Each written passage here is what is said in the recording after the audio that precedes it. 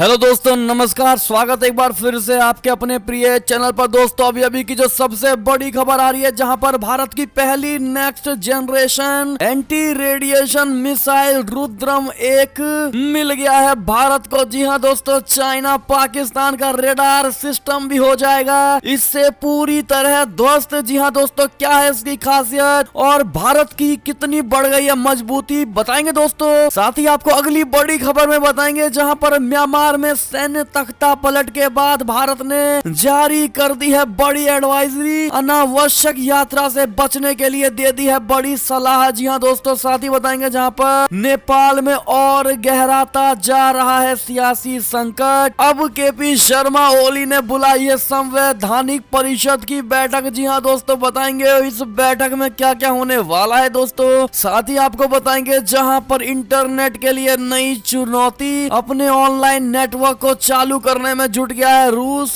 साथ ही चाइना के आंतरिक मामलों में दखल ना दे अमेरिका, नहीं तो भुगतना पड़ेगा बड़ा अंजाम। जी हां दोस्तों, चाइना ने अमेरिका को दे दी है बड़ी चेतावनी। बताएंगे पूरी बात क्या है दोस्तों, तो बने रहेगा वीडियो के लास्ट तक। और अभी इस खबर को आगे देखने से पहले अगर आप भी मानते हैं कि मोदी जी है तो हर चीज संभव है और भारतीय सेना है तो हमारा देश सुरक्षित है दोस्तों, तो इस वीडियो को अभी कर दीजिए लाइक, चैनल को कर दीजिए सब्सक्राइब, बेल आइकन दबाइए, साथ ही कमेंट बॉक्स में लिख दीजिएगा जय हिंद जय भारत। तो चलते पहली और सबसे बड़ी खबर की तरफ, जहां पर भारत की पहली next generation anti radiation missile Rudram 1 मिल गया है भारत को, जहां चाइना पाकिस्तान का रेडार सिस्टम होने वाला है इससे ध्वस्त। जी हां दोस्तों, चाइना और पाकिस्तान की ओर से लगातार हो रही नापाक कोशिशों का सामना कर रही भारतीय सेना को एक और दमदार हथियार मिल गया है। बेंगलुरु में हो रहे एरो इंडिया शो के दौरान भारत की पहली next generation anti radiation missile Rudram 1 की झलक देखने को मिली है। इस मिसाइल की खासियत है कि ये 200 किलोमीटर तक की दूरी तक दुश्मन के रेडार सहित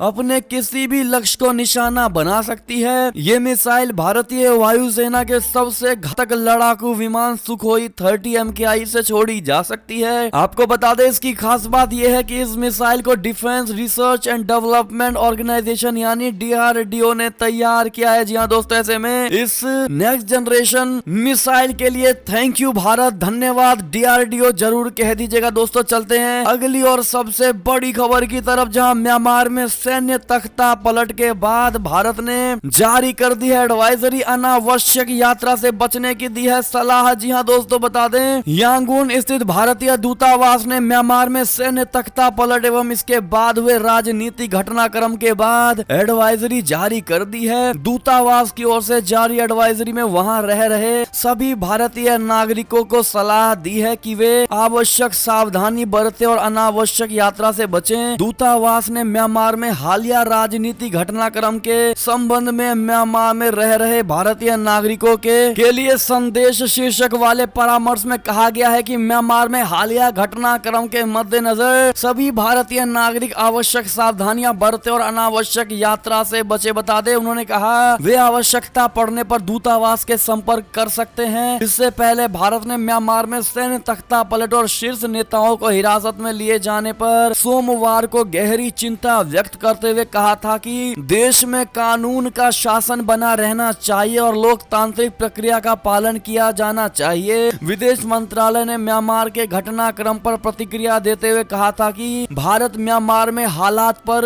निकटता से नजर रख रहा है और वहां म्यांमार में लोकतांत्रिक तरीके से सत्ता के हस्तांतरण की प्रक्रिया का हमेशा समर्थक रहा है। जी हाँ दोस्तों, इस पर आपकी क्या राय होगी दोस्तों। हमारे भारतीयों को किस प्रकार से वहां बचाना चाहिए दोस्तों, और किसी भी प्रकार की कोई अगर संकट आती है तो भारत को क्या कदम उठाने चाहिए, इन्हीं सभी सुझाव को कमेंट सेक्शन में जरूर लिखकर बताइएगा दोस्तों। चलते हैं अगली खबर की ओर, जहां नेपाल में और गहराता जा रहा है सियासी संकट। अब केपी शर्मा ओली ने बुलाई है संवैधानिक परिषद की बैठक। जी हां दोस्तों, प्रधानमंत्री केपी शर्मा ओली के द्वारा सदन भंग करने की सिफारिश के बाद नेपाल में सियासी संकट गहराता ही जा रहा है। इस बीच खबर आ रही है कि उन्होंने बुधवार यानी 3 फरवरी को संवैधानिक परिषद की बैठक बुलाई है। इससे पहले स्पीकर अग्नि सपकोटा द्वारा संवैधानिक परिषद द्वारा की गई सिफारिशों को वापस भेजने के एक दिन बाद नेशनल असेंबली की चेयरमैन गणेश एमिल सीना ने सोमवार को इस कदम पर प्रतिक्रिया व्यक्त करते हुए कहा है कि स्पीकर के पास उनके परामर्श के बिना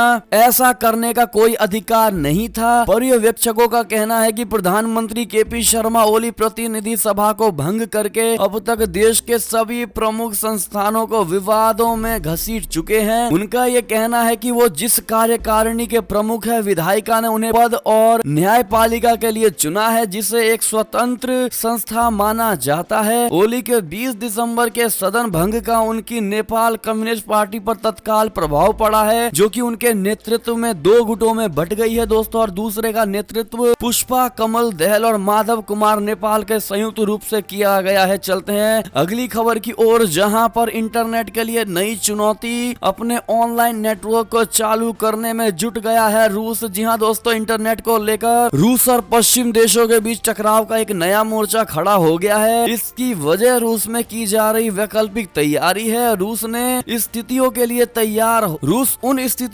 तैयार हो रहा है जब वो वर्ल्ड वाइड वेब से संपर्क काटकर भी अपने तंत्र के जरिए देश में सीमित इंटरनेट को जारी रखे हुए हैं। रूस की राष्ट्रीय सुरक्षा परिषद के उपाध्यक्ष दिमित्री मेदवेदेव ने सोमवार को कहा है कि वैसे हालात पैदा होने पर रूस आखिरी कदम के तौर पर देश से बाहर मौजूद सर्वरों से अपना संबंध काट सकता है। मेदवेदेव पहले रूस के राष्ट्रपति भी रह चुके हैं। जी हाँ दोस्तों, अगली खबर की ओर चलें तो चीन के आंतरिक मामलों में दखल ना दे अमेरिका, शीर्ष चीनी राजनयिक ने ये बड़ी बात कह डाली है दोस्तों। चाइना के शीर्ष राजनयिक ने मंगलवार को वॉशिंगटन व बीजिंग के बीच संबंधों को बहाल करने की सिफारिश के साथ ही बीजिंग के आंतरिक मामलों में वॉशिंगटन के दखल पर ऐतराज जताया है। राजनयिक ने दोनों देशों के बीच तनावपूर्ण संबंध को खत्म करने और रचनात्मक वार्ता पर जोर देते हुए कहा है कि चाइना के आंतरिक मामलों में दखल देने से अमेरिका को बचना चाहिए। इस क्रम में उन्होंने उदाहरण के तौर पर हांगकांग और तिब्बत का नाम भी लिया है दोस्तों।